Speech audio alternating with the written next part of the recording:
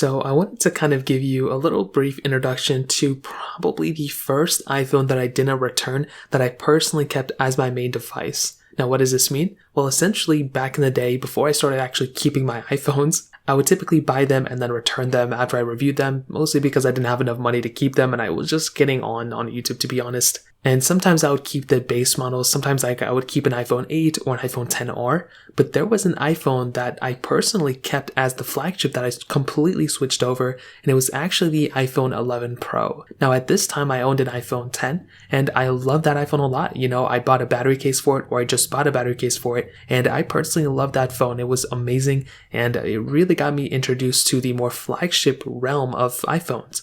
I think this was one of the first times where I actually owned the flagship when it was actually out. So even though I didn't buy it brand new, the iPhone 10 was still the $1,000 phone when I was using it, even though I bought it used.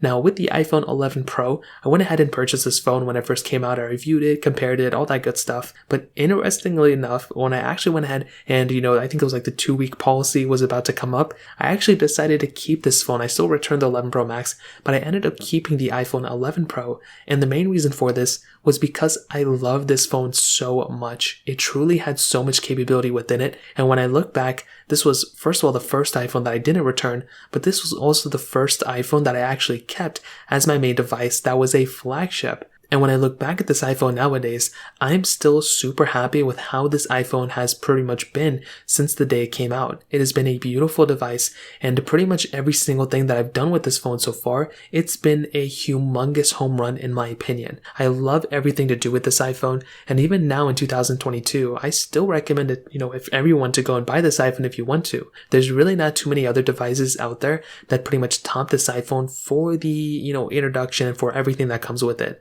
Now, it's definitely not the most perfect iPhone of all time, and it definitely has its fair share of problems. But when I look back at this iPhone and I see the future of this iPhone as of right now where it stands, I'm super ecstatic about this device, and every single day and every single time I get a chance to recommend this iPhone, I still recommend it. Beautiful build quality, beautiful display, performance is still top tier, and really the only things that it's kind of missing compared to phones nowadays is the 120Hz panel. Other than that, I can't really tell that big of a difference. It has all of the main features that I would like from an iPhone, including the triple camera setup, great battery life, frosted glass back. It pretty much has it all, and I still would recommend buying this iPhone without a doubt. So that's a little quick story time of pretty much the first iPhone that I really didn't return for the most part. If you have any other thoughts or questions, let me know in the comment section below. Hit the like button, that would mean so much, but definitely hit that subscribe button. More importantly than everything else, I love every single one of you guys. Hopefully I'll catch you guys in the next video. Peace out till then.